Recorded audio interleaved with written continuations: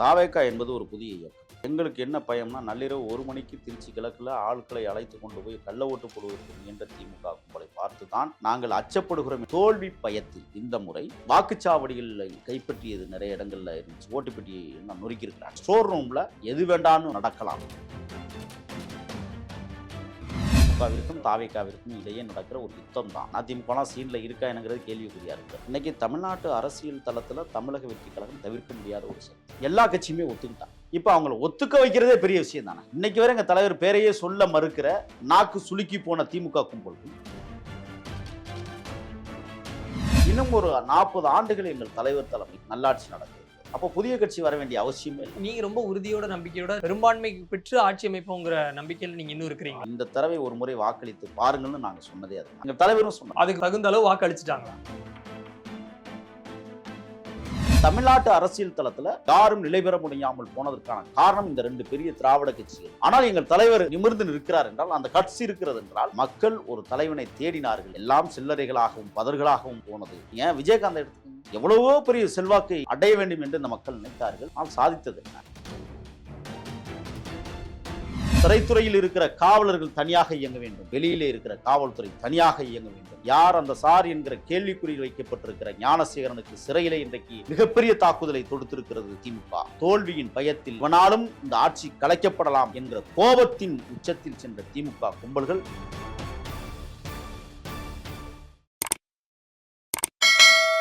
வணக்கம். வணக்கம். இப்போ தேர்தல் முடிஞ்சதுக்கு அப்புறம் அரசியல் தலைவர்கள் ஓய்வெடுக்க போயிடுறாங்க ஒவ்வொரு இடங்களுக்கு. ஆனா விஜய் அவர்கள் என்னடான்னா கட்சி அலுவலகத்துல கட்சிக்காரங்களோட பேசிட்டு இருக்கிறாரு அப்படின்னு தாவேக்கான நிறைய பேர் சமூக வலைதளங்கள்ல போட்டிருந்தாங்க, பார்த்தோம். இப்போ அங்க எக்ஸாக்டா என்ன நடந்துச்சு அப்படிங்கிறது நீங்க வெளியே சொல்ல முடியாது, உங்களுடைய கட்சி இது.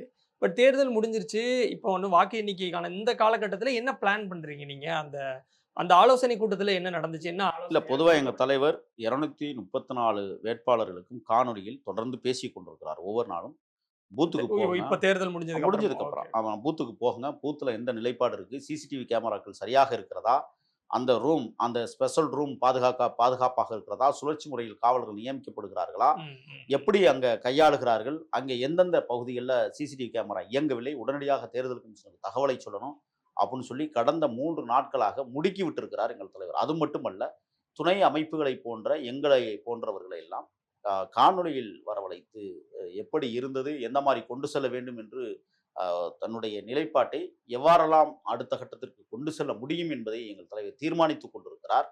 நேற்று கூட நீங்க பார்த்தீங்க, திருச்செந்தூருக்கு போயிட்டு வந்தாரு. எங்களுக்கே தெரியல திருச்செந்தூர் போறாரா என்னன்னு. அந்த அளவுக்கு மாநில பொறுப்பாளர்களுக்கே ரகசியத்தை காக்குகிற பேரியக்க தலைவனாக இன்றைக்கு தலைவர் இருக்கிறார். ஆக இன்றைக்கு அந்த அறுபடை தலங்களில் ஒன்றான கடற்கரை தலத்தில் காணிக்கை செலுத்தி விட்டு வந்திருக்கிறார். அது அன்றைக்கு வேலாயுதம் ஏந்தி சேவர் கொடியை எதிரிகளிடமிருந்து நாட்டை கைப்பற்றி ஒரு வீர மரபை உருவாக்கிய முருகப்பெருமானின் அறுபடை வீட்டில் எங்கள் தலைவன் அரசியல் பேச தொடங்கியிருக்கிறான் என்றால், இவனும் கையில் வேலாயுதம் வைத்திருக்கிறான். அது சேவர் கொடி, இங்கே யானை கொடி. நிச்சயமாக சொல்லுகிறேன், முருகப்பெருமான் எவ்வாறெல்லாம் வெற்றி பார்த்து தமிழ் தேசியத்தை கட்டமைத்தாரோ அதை போல எங்கள் தலைவர் விஜய் வெற்றி பெற்று ஒரு தமிழ்நாட்டை கட்டமைப்பார் என்கிற அசாத்தியான நம்பிக்கையில் எங்கள் தலைவர் கண்ணுறக்கம் பாராமல் இன்றும் உழைத்து கொண்டிருக்கிறார் மக்களுக்காக. அடுத்து என்ன செய்ய வேண்டும், என்ன செய்ய போகிறோம் என்பதை மாநில பொறுப்பாளர்களை அழைத்து ஆலோசனை கேட்டுக்கொண்டிருக்கிறார். நான் பேசிக் கொண்டிருக்கிற நேரத்தில் அங்கே மாநில நிர்வாகிகள் கலந்தாலோசனை கூட்டம் நடைபெற்று கொண்டிருக்கிறது. இந்த வாக்குப்பெட்டிகள் தொடர்பாக பார்க்கும்பொழுது எல்லாரையும் பூத் ஏஜென்ட் எல்லாரையும் போக சொல்றாங்க. இப்போ ரெகுலரா பாருங்க, சிசிடிவி ஃபுட்டேஜ் இருக்கா அப்படிங்கிறதெல்லாம் பார்க்க சொல்றீங்க. இப்போ இந்த மாதிரி வாக்கு எண்ணிக்கைக்கு முன்னாடி வாக்குப்பதிவுக்கு அப்புறம் இந்த காலகட்டத்தில் இப்போ சமீபமா எந்த தேர்தலில் ஏதோ ஒரு முறைகேடு நடந்துச்சுன்னு நீங்க நினைக்கிறீங்க? அது ஏன்னா நான் பார்த்த வரைக்கும் எல்லாம் சீராக தான் நடந்துகிட்டு இருக்குது. ஆனா அதுல திரும்ப திரும்ப எப்பவுமே தாவேகா ஒரு கான்ஸ்பிரசி பேசுறாங்க அப்படிங்கிறதா ஒரு குற்றச்சாட்டாவே இருக்கு. ஆனா திரும்ப திரும்ப ஏதோ ஒரு வகையில இப்பவும் திமுக ஏதாவது ஒன்று சொல்லிடலாமா, திமுக தேர்தல் ஆணையம் சேர்ந்துட்டு அது பண்ண பார்த்தாங்க, இது பண்ண பார்த்தாங்க, சிசிடிவியை நாங்க பாக்குறோம் அப்படின்னு தொடர்ச்சியா ஏன் ஒரு பதட்ட நிலையிலேயே ஏதோ ஒரு பதட்டத்தை கிளப்பி விடணுங்கிற நோக்கத்திலே தாவேகா இருக்கிறாங்களா? இல்ல, அப்படி இல்லை. தாவேகா என்பது ஒரு புதிய இயக்கம். இதுவரை நீங்க சொன்னதை போல அந்த ரூம்கள்லாம் எப்படி வேணாலும் இருந்திருப்பாங்க. எங்களுக்கு என்ன பயம்னா, நள்ளிரவு 1 மணிக்கு திருச்சி கிழக்குல ஆட்களை அழைத்து கொண்டு போய் கள்ள ஓட்டு போடுவதற்கு முயன்ற திமுக கும்பலை பார்த்து தான் நாங்கள் அச்சப்படுகிறோம் என்று சொல்லவில்லை. அவர்கள் அந்த திருட்டு வேலையை செய்வார்கள், எச்சரிக்கையாக இருக்க வேண்டும் என்று தான் எங்கள் தலைவர் முடித்து விடுகிறார். இப்ப நாங்கள் புதிதாக களத்திற்கு வந்திருக்கிறோம். இவருடைய பாதை என்னவென்று எங்களுக்கு நன்றாக கற்றுணர்ந்திருக்கிறோம். ஆக திமுக கும்பல் தோல்வி பயத்தில் இந்த முறை வாக்குச்சாவடிகளை கைப்பற்றியது நிறைய இடங்கள்ல இருந்துச்சு. ஓட்டுப்பெட்டி எல்லாம் நொறுக்கியிருக்கிறாங்க. காவலருக்கே கத்தி குத்தல்லாம் விழுந்திருக்கு. ஆக இன்னைக்கு இருக்கிற ஸ்டோர் ரூம்ல எது வேண்டுமானாலும் நடக்கலாம். ஒரு சிசிடிவி அடித்து நொறுக்கலாம். சிசிடிவியினுடைய அந்த காட்சி பதிவுகளை அழித்து விடலாம் என்றெல்லாம் இவர்கள் வேலை செய்வார்கள். அந்த அடிப்படையில் தான் எங்களுடைய தொண்டர்கள், ஏன்னா எங்க தலைவனை நாங்கள் முதல்வராக்கணும்னு போராடி இருக்கிறோம். தமிழ்நாட்டிற்கு ஒரு மாற்றம் தேவை என்று நாங்கள் போராடுகிறோம். பழையன கழிதலும் புதியன புகுதலும் என்கிற தமிழர்களுடைய பொன்மொழிக்கு ஏற்ப ஒரு புதிய ஆட்சியை இந்த மண்ணிலே நிலைநிறுத்தும் கடமையும் நமக்கு இருக்கிறது. திமுக கும்பல் எதை வேண்டுமானாலும் செய்வார்கள் என்பதற்கு பல சான்றுகள் நமக்கு வரலாறாக இருக்கிறது. அந்த வகையில் இன்னைக்கு அந்த ஷோரூமை பாதுகாக்கிற வேலையை தமிழக வெற்றி கழகம் தொடர்ந்திருக்கிறது என்றால், பாதுகாக்க வேண்டிய இடத்தில் இன்றைக்கு முதன்மையான இடத்தில் தமிழக வெற்றி கழகம் நின்று கொண்டிருக்கிறது. சில இடங்களில் தமிழக வெற்றி கழகத்துக்கும் காவல்துறைக்குமே தள்ளுமுள்ளு நடந்திருக்கிறது. நீங்க பார்த்துருக்கீங்க. தள்ளுமுள்ளுக்கு என்ன காரணம்? ஏன் காவல்துறை அடக்குமுறையை ஏவுகிறது? இது அதிமுக திமுகவுக்கு மட்டுமே போட்டி இருந்த காலகட்டத்திலேயே இந்த மாதிரி நடந்திருக்குது. இல்ல நடந்தது. அதான் ஹிஸ்டரி ஷோஸ் மீ வே. எங்களுக்கு வரலாறு வழிகாட்டியாக இருப்பதால் தான் நாங்கள் ரொம்ப நாங்க இவ்வளவு கவனமா இருக்கிறோம் எல்லாம் சொல்றீங்க. பட் இப்ப நம்ம எத்தனை சதவீத வாக்குகள் வாங்குவாங்கன்னு சொல்லும்போது நீங்க சொன்னீங்க எல்லா பக்கமும் விசில் எல்லாரும் சொல்றாங்க. ஆனா சீட் கன்வர்ஷன் நடக்குமான்னு கேக்குறாங்க. எல்லா பக்கமும் இப்படி வாக்களிக்கும் பொழுது எப்படி சீட் கன்வர்ஷன் நடக்காம இருக்கும் அப்படின்னு நீங்க சொல்றீங்க. பட் நான் எப்படி புரிஞ்சுக்கிறேன் அப்படின்னா, இப்போ ஆர்வமா போய் விசிலுக்கு வாக்களிச்சவங்க தான் வெளியே இந்த மாதிரி நான் விசிலுக்கு வாக்களிச்சேன்னு சொல்றாங்க. ஆனா ஒவ்வொரு முறையும் வழக்கமா திமுகவுக்கோ அதிமுகவுக்கோ வாக்களிக்கக்கூடியவங்க அவங்க சைலண்டா போயிடுறாங்க தானே. ஆனா அவங்க வாக்குகளும் கவுண்ட் பண்ணுவாங்க தானே. நானே தான் உங்ககிட்ட சொல்றேன் எல்லா பக்கமும் விசில்னு எனக்கும் பர்சனலா சொன்னாங்க சார் அப்படின்னு. பட் இருந்தாலும் திமுக அதிமுகவுக்கு ரெகுலரா வாக்களிக்கக்கூடியவங்களுடைய வாக்குகள் இதை விட இன்னும் அதிகமா இருக்குமோ?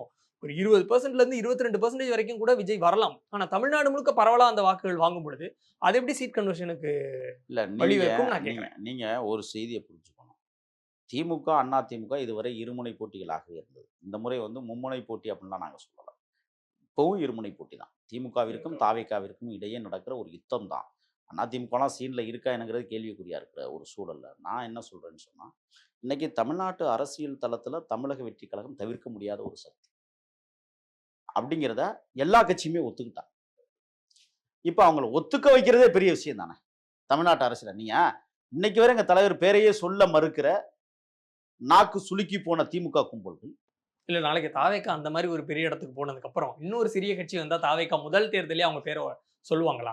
இது எல்லாரும் பண்றது தானே. இல்ல ஒரு விஷயம் என்னன்னா, இவ்வளவு மக்கள் எழுச்சி செல்லும் இடமெல்லாம் மக்கள் கூட்டம். அப்படி வந்தா தாவேக்காவும் இப்படி சொல்லுவாங்களான்னு கேக்குறேன். இன்னும் ஒரு 25 வருஷம் நீங்க கழிச்சு தாவேக்கா ஆட்சியில் இருக்குதுன்னு வச்சுக்கோங்க. நீங்க எங்க தலைவர் சொன்னாரு, ஆண்டவர்களே அள்ளிச்சில்லுகளுக்கு பதில் சொன்னாரு. கரெக்டா சொன்னாரு. என்ன சொன்னாரு அதிமுக பார்த்து சொல்லுங்க. இப்ப சமீபத்துல சொன்னாரு. மற்றும் பலர்.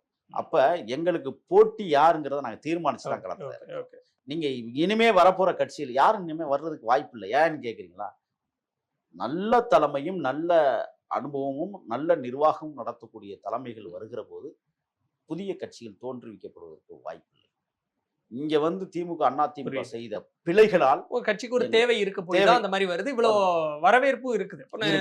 அப்படிங்கும் போது எங்க தலைமை எங்க தலைவர் ஒரு நேர்த்தியான, நீங்க எழுதி வச்சுக்கோங்க, இன்னும் ஒரு 40 ஆண்டுகள் எங்கள் தலைவர் தலைமையில் நல்லாட்சி நடக்கிறது. அப்போ புதிய கட்சி வர வேண்டிய அவசியமே இல்லை. நீங்க ரொம்ப உறுதியோட நம்பிக்கையோட பெரும்பான்மை பெற்று ஆட்சி அமைப்போங்கிற நம்பிக்கையில் நீங்க இன்னும் இருக்கிறீங்க. பாருங்க, நீங்க இந்த தடவை ஒரு முறை வாக்களித்து பாருங்கன்னு நாங்க சொன்னதே அதுக்காக. எங்க தலைவரும் சொன்னார். அதுக்கு தகுந்த அளவு வாக்களிச்சுட்டாங்களா? வாக்களிச்சிட்டாங்க. எங்க தலைவர் சொன்ன கட்டளையை மக்கள் ஏற்றிருக்கிறார்கள். ஒண்ணு. ரெண்டாவது, எங்க தலைவர் ரொம்ப சாதுவாக எல்லா தொகுதிக்கும் போக முடியல, எல்லா மாவட்டத்துக்கும் கூட போக முடியல. நீங்க எடப்பாடியார பாத்தீங்கன்னா 2 முறை ஒவ்வொரு தொகுதிக்கும் போயிருக்காரு. யோசிச்சு பாருங்க எவ்வளவு பெரிய. அது மட்டும் இல்ல, நீங்க தொடர்ச்சியா மூப்பனார் கட்சி ஆரம்பிச்சார். அவங்க பையன் இன்னைக்கு எங்க போய் நிற்கிறார்? ஆக தமிழ்நாட்டு அரசியல் தளத்துல இன்னைக்கு யாரும் நிலை பெற முடியாமல் போனதற்கான காரணம் இந்த 2 பெரிய திராவிட கட்சிகள். ஆனால் எங்கள் தலைவர் இந்த 2 பெரிய திராவிட கட்சிகளுக்கு இடையிலும் நிமிர்ந்து நிற்கிறார் என்றால், அந்த கட்சி இருக்கிறது என்றால் என்ன காரணம்? மக்கள் ஒரு தலைவனை தேடினார்கள், தேடி பார்த்தார்கள். எல்லாம் சில்லறைகளாகவும் பதர்களாகவும் போனது. ஆனால் ஒரு ஆளுமை மிக்க தலைவர் ஒருவர் நீங்க விஜயகாந்த் எடுத்துக்கோங்க. எவ்வளவோ பெரிய செல்வாக்கை அடைய வேண்டும் என்று இந்த மக்கள் நினைத்தார்கள். விஜயகாந்தை தூக்கி கொண்டாடினார்கள். கூட்டணிக்கு வந்ததற்கு பிறகு மாபெரும் எதிர்க்கட்சி தலைவராக கூட நிலைநிறுத்தினார்கள். ஆனால் சாதித்தது என்ன?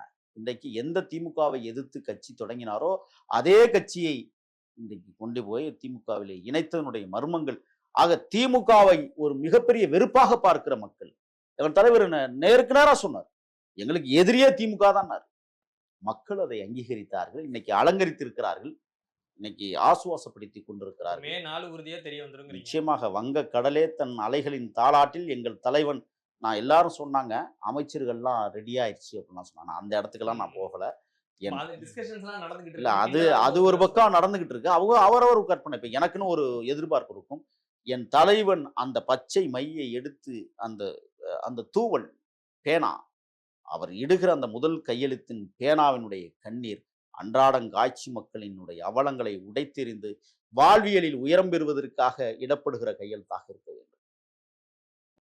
இல்லாத மாநிலமாக இந்த மாநிலத்தை உருவாக்கப்பட வேண்டும். அனைவருக்கும் சமமான கல்வியை போதிக்கப்பட வேண்டும். அரசு பொது மருத்துவமனையில் முதலமைச்சரே சிகிச்சை பெற வேண்டிய ஒரு சூழல் உருவாக்கப்பட வேண்டும். அமைச்சர்களும் அங்குதான் சிகிச்சை பெற வேண்டும் என்ற ஒரு நிலைப்பாட்டை அந்த பேனாவின் கண்ணீர் மக்களின் கண்ணீரை துடைக்கும் என்கிற பெரிய ஆசையோடு நான் காத்திருக்கிறேன். சேரிகள் இன்றும் கிழக்கையும் தெற்கையும் கிடக்கிறது. அவர்கள் சுவாசிக்கிற காற்றுகள் இன்றைக்கும் காற்று மண்டலத்தில் கலந்தே கிடக்கிறது. ஆதிக்கவாதிகள் மேற்கேயும் வடக்கேயும் கிடந்து நான் சுவாசிக்கிற காற்றை நீ சுவாசி என்று அடிமைத்தனத்தினுடைய விஷயங்களை தோலுரிப்பதற்காக என் தலைவன் இடுகிற அந்த முதல் கையெழுத்து அமைய வேண்டும். ஊருக்கே பொதுமயானம் என்ற நிலைப்பாட்டை இந்த மண்ணில் உருவாக்க வேண்டும். அடித்து நொறுக்குவோம் என்ற நிலைப்பாட்டை அந்த பேனாமை தன்னுடைய கண்ணீரை ததும்பும் என்று நான் காத்திருக்கிறேன். அதோடு மட்டுமல்ல, பெண்களுக்கு எதிரான எந்த குற்றங்கள் நடந்தாலும் இந்த மண்ணில் சவுக்கடி கொடுத்து, அதுக்குத்தான் சொன்னார் எங்கள் தலைவர், வேலு நாச்சியார் படையை உருவாக்குவோம் என்று சொன்னார். அந்த முதல் பேனாவினுடைய முதல் கண்ணீர் துளி இதையெல்லாம் சாத்தியப்படுத்தும், சாந்தப்படுத்தும். தமிழ்நாட்டில் ஒரு அமைதியான ஆட்சி முறை, நேர்மையான நிர்வாக முறை, அப்பழுக்கற்ற அரசு அதிகாரத்தன்மை, இது எல்லாம் நான் என்னுடைய ஆசையெல்லாம் என்னன்னா, சிறைத்துறையில் இருக்கிற காவலர்கள் தனியாக இயங்க வேண்டும், வெளியிலே இருக்கிற காவல்துறை தனியாக இயங்க வேண்டும். காரணம், நான் பேசிக் கொண்டிருக்கிற போது கூட யார் அந்த சார் என்கிற கேள்விக்குறியில் வைக்கப்பட்டிருக்கிற ஞானசேகரனுக்கு சிறையிலே இன்றைக்கு மிகப்பெரிய தாக்குதலை தொடுத்திருக்கிறது இந்த திமுக. காரணம், தோல்வியின் பயத்தில் இவனாலும் இந்த ஆட்சி கலைக்கப்படலாம், இவனாலும் இந்த ஆட்சி மக்களால் தூக்கி எறியப்படலாம் என்கிற கோபத்தின் உச்சத்தில் சென்ற திமுக கும்பல்கள் இன்றைக்கு காவல்துறையை இயக்கிவிட்டு அந்த ஞானசேகரனை கொள்வதற்காகவும் துடிக்கிறது என்றால் யோசித்து பாருங்கள். ஆக வெளியில் இருக்கிற காவல்துறையும் சிறை காவல்துறையும் ஒன்றாக பின்னி பிணைந்து கிடக்கிறது. அது அப்படி இல்லை. நிர்வாகம் வேறு வேறாக இருக்க வேண்டும், சிந்தனை ஆற்றல்கள் வேறு வேறாக இருக்க வேண்டும். அதோடு மட்டுமல்ல, அரசு இயந்திரம் தனியாக இயங்க வேண்டும், அரசியல் இயந்திரம் தனியாக இருக்க வேண்டும். ரெண்டும் ஒன்றோடு ஒன்று கலந்துவிடக்கூடாது என்பதிலே எங்கள் தலைவர் கண்டிப்பாக கவனம் செலுத்துவார் என்கிற நம்பிக்கையோடு சாமானியன் கடைக்கோடி தொண்டன் இந்த கட்சிக்காக முதலாக தேர்தல் களத்தில் நான் போய் சந்தித்த தேர்தலில் எனக்கு வந்த மிரட்டல்களும் உருட்டல்களும், இன்னும் சொல்ல போனால் அங்கே குண்டாந்தடியர்களை ஏவி விட்டு என்னை தாக்குவதற்கான முயற்சி நடந்த போதிலும் கூட நெஞ்சுரத்தோடும் நம்பிக்கையோடும் உறுதியோடும் அங்கே மக்கள் மன்றத்தில் நாங்கள் களமாடி இருக்கிறோம் என்றால் அது எங்கள் தலைவரின் முகத்திற்காக மட்டுமே. அந்த தலைவனின் முகம்தான் இன்றைக்கு வாக்காளர்களுடைய வாக்காக செலுத்தப்பட்டிருக்கிறது என்பதில் எனக்கு சிறிதளவும் ஐயமில்லை. நன்றி.